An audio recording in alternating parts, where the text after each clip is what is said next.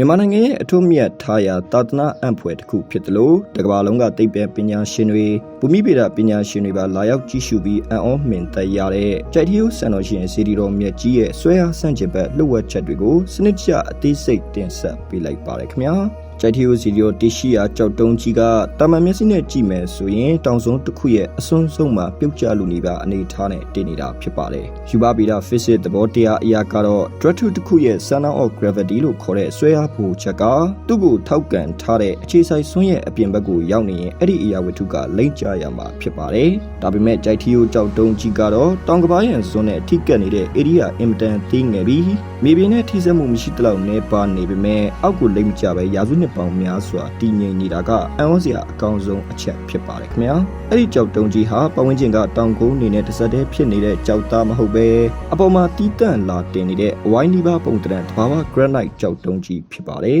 ်ကြိုက်ထီယိုကြောက်တုံးကြီးရဲ့တည်ငြိမ်မှုကိုတာမန်မျက်စိနဲ့ကြည့်ရင်မဖြစ်နိုင်ဘူးလို့ထင်ရပေမဲ့ natural engineering တဘာဝတရားရဲ့တွက်ချက်မှုအရာကတော့အင်မတန်ကိုစမ်းကြယ်လာပါတယ်အဲ့ဒီ granite ကြောက်တုံးကြီးကအမြင့်24ပေဝန်းကျင်ရှိပြီးလုံးဘက်ကပေ90ကျော်ရှိပါတယ်အလေးချိန်အဖြစ်တန်ချိန်ပေါင်းရာနဲ့ချီလေးလံတာကြောင့်သူ့ရဲ့အောက်ခြေပေါ်တက်ရောက်နေတဲ့ဖိအားကလည်းအင်မတန်ကိုပြင်းထန်လာပါတယ်။ယူဘဗီဒနီယာမအရာကတော့ကြောက်တုံးကြီးရဲ့ဒုထဲဗဟိုချက်ကနေကဘာမြေဆွဲအားတက်ရောက်နေတဲ့မြင်းချောင်းကအောက်ခြေကဘာရန်စွန်းနဲ့ထိကပ်နေတဲ့အလွန်သိငယ်တဲ့ area လေးရဲ့အတွင်းတက်မှာပဲတွားပြီးကြာရောက်နေတာပါ။တကယ်လို့အဲ့ဒီဆွဲအားမြင်းကသာတလမရဲ့10ပုံတပုံလောက်ဘေးကိုရွေ့သွားခဲ့မယ်ဆိုရင်ကြောက်တုံးကြီးကချက်ချင်းအောက်ကိုလိမ့်ကျသွားမှာပဲဖြစ်ပါတယ်။တဘာဝတရားကသူ့ရဲ့အလေးချိန်ကိုတစ်ဖက်စွန်းမှာကွက်တိဖြစ်အောင်ထိမ့်ညှိပေးထားတာဖြစ်ပါတယ်။ဒါတွေမကတည်ပါဘူး။မြန်မာနိုင်ငံကငလင်ကျောပေါ်မှာရှိတဲ့တိုင်းပြည်တစ်ခုဖြစ်တာမို့တမိုင်းတစ်လျှောက်မှာပြင်းထန်တဲ့မြင်းငလင်တွေကိုအကြိမ်ကြိမ်ကြုံတွေ့ခဲ့ဖူးပါတယ်။အနည်းဆက်ဆုံးအနေနဲ့ပြင်းအားအဆင့်မြင့်ငလင်တွေလှုပ်ခတ်ခဲ့စဉ်တုန်းကပတ်ဝန်းကျင်ကအ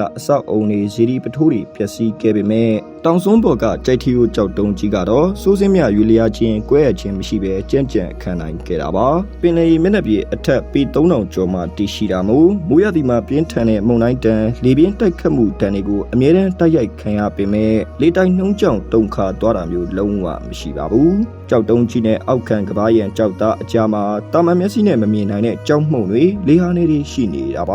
ါငလင်လုံးလို့တောင်ကုန်းကြီးတစ်ခုလိုတုန်ခါသွားတဲ့အခါအောက်ခြေကတုန်ခါမှုလိုင်းတွေကိုကြောက်တုံးကြီးကတိုက်ရိုက်မဆုပ်ယူပဲလွတ်နေတဲ့လေဟာနေကနေတဆင့်အရှိန်တက်ပေးလိုက်တာဖြစ်ပါတယ်ပေ3000ကျော်အမြင့်မှာတိုက်ခတ်တဲ့ကမ်းခြေလေပြင်းတွေကအင်မတန်ပြင်းထန်လာပါတယ်ဒါပေမဲ့ကြောက်တုံးကြီးရဲ့ပုံသဏ္ဍာန်ကအဝိုင်းနှီးပါးတဘာဝအတိုင်းဖြစ်နေတာကြောင့်လေပြင်းတွေတိုက်ခတ်တဲ့အခါကြောက်တုံးကိုတွန်းမသွားပဲဘေးပပတ်လေကိုလေစီးချောင်းကဝိုက်ပြီးထွက်သွားတာဖြစ်ပါတယ်။အဲဒါကြောင့်လေတိုက်နှုံးကြောင့်ပြုတ်ကျခြင်းမရှိတာဖြစ်ပါတယ်။ကြိုက်ထီယိုဖျားကြီးရဲ့လှုပ်ဝက်ချက်တွေကဒီမှာရင်အဆုံးသက်သွားတာမဟုတ်ပါဘူး။ကြိုက်ထီယိုကြောက်တုံးကြီးရဲ့အောက်ခြေမှာလူတွေဒီနေ့ထက်ထိလက်တွေ့စမ်းသပ်လို့ရတဲ့ထူးဆန်းမှုတွေလည်းရှိနေပါတယ်။အောက်ခြေတောင်စွန်းတဲ့ကြောက်တုံးကြီးထိစပ်နေတဲ့နေရာကလုံးဝစိစက်ကပ်ညီနေတာမဟုတ်ပါဘူး။ကြောက်တုံးကြီးရဲ့အောက်ခြေကွက်လက်တစ်ခုကနေအချီကျိုးတမြင်ကိုတွင်းပြီးဆွဲကြည့်မယ်ဆိုရင်အခြားတစ်ဖက်ကိုအတားအဆီးမရှိလွတ်လွတ်လပ်လပ်ဖြတ်တန်းသွားနိုင်တာကိုတွေ့ရမှာဖြစ်ပါတယ်။ဒါကကြောက်တုံးကြီးကတောင်ပေါ်မှာလေဟာနဲ့အချုပ်ခံပြီးမျောနေတဲ့သဘောကိုစောင့်နေတာပါ။ရှေးအောင်သမိုင်းမှတ်တမ်းတွေအရကတော့အခုခေတ်မှာအောက်ခြေကိုအချီကျိုးဖြတ်ယုံပဲလုံနိုင်ပေမဲ့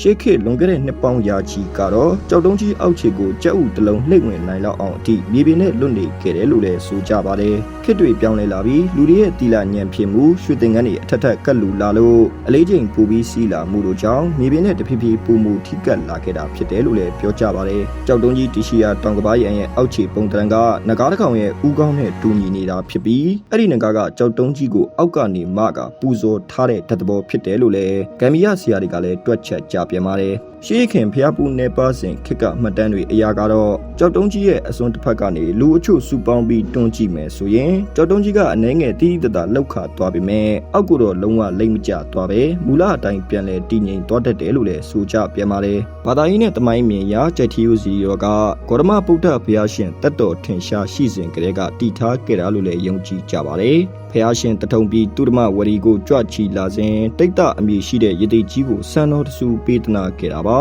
ရသေးကြီးကဆန်တော်ကိုမိမိရဲ့စကြစ်ကြားမှာစနစ်ကြဝတ်သိမ်းပူဇော်ခဲ့တာဖြစ်ပါတယ်ရသေးကြီးတက်တန်းရင်လာလို့ပြန်လွန်တော်မူကန်ဒီအချိန်မှာမိမိဦးကောင်းခုံပုံတရံရှိတဲ့ကြောက်တုံးကြီးပေါ်မှာဆန်တော်ကိုထပ်ပနာပြီးစီရီတီကျင်တဲ့ဆန္ဒရှိခဲ့ပါတယ်အဲ့နောက်တရားမင်းကတကူးနဲ့ပင်လယ်ရီအောက်ထဲကရသေးဦးကောင်းနဲ့တူတဲ့ကြောက်တုံးကိုရှာဖွေပြီးအခုတောင်စွန်းပေါ်မှာလာရောက်တင်ပေးခဲ့တာကြောင့်မွန်ဘာသာနဲ့ကြက်ဤတီယိုရသေးရတော်ဖျားလို့ခေါ်တွင်ရာကနေကြက်ထီယိုဖြစ်လာခဲ့တာဖြစ်ပါတယ်မြန်မာပြည်အတွက်အလွန်အံ့ဩဖွယ်ရာဂုဏ်ယူဖွယ်ရာကောင်းတဲ့ကြက်ထီယိုဆန်တော်ရှင်စေတီတော်မြတ်ကြီးကသိပ္ပံပညာရဲ့ယူပဗေဒသဘောတရားတွေကိုစိန်ခေါ်နေတယ်လို့တစ်ဖက်မှာလည်းမြန်မာတို့ရဲ့သာသနာရေးဆိုင်ရာတပ်ပယ်မှုတဘာဝတရားရဲ့စမ်းကြယ်မှုတွေကိုပေါင်းစပ်ပြသနေတယ်ကမ္ဘာအဆင့်ပြီးဂုဏ်ယူစရာအံ့ဖွယ်ပြီးသူကတစ်ခုပဲဖြစ်ပါတယ်ခင်ဗျာဒီလိုစိတ်ဝင်စားစရာကောင်းတဲ့အကြောင်းအရာတွေကိုနောက်ထပ်ကြည့်ရှုခန်းစားခြင်းနဲ့ဆိုရင်တော့ကျွန်တော်ရဲ့ The NCS Channel လေးကို Like Follow နဲ့ Subscribe လေးလုပ်ခဲ့ပေးဖို့တောင်းဆိုပါရစေခင်ဗျာ